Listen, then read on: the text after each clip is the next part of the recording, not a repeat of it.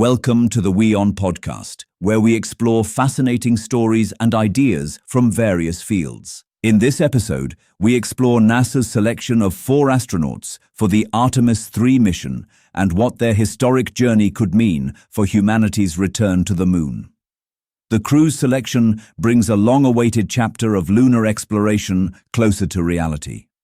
NASA introduced the 4 astronauts of the next Artemis Moon program mission on Tuesday, kicking off a year or more of mission-specific training for the Artemis III crew.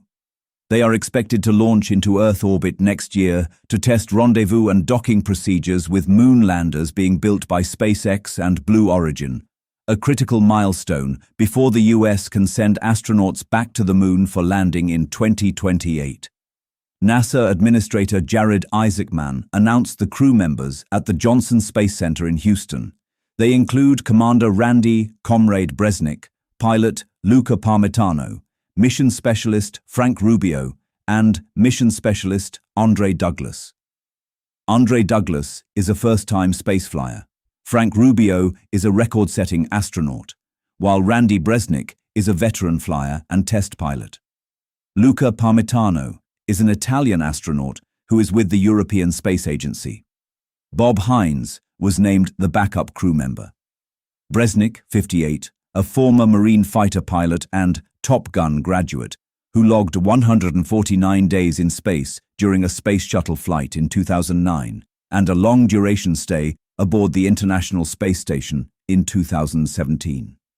We are certainly humbled, being that unifying link between the phenomenal Artemis II mission we just had 2 months ago and the Artemis IV mission that will follow ours, where we will again land humans on another celestial body, Bresnik told the crowd at the Johnson Space Center. Artemis III will serve as a precursor mission to a moon landing and will test out how the NASA-built Orion spacecraft will dock with a lunar lander. The primary goal of the flight is to reduce risk heading into an actual lunar touchdown, which NASA hopes will take place as soon as 2028.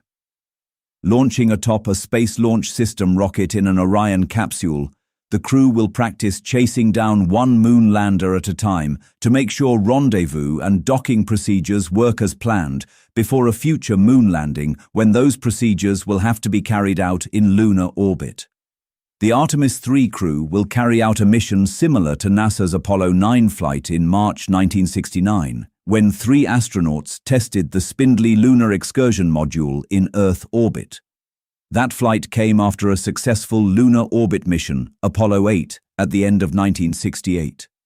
Then the Apollo 10 flight tested the lunar module in orbit around the Moon, before Apollo 11 finally made the first moon landing in the Sea of Tranquility in July 1969.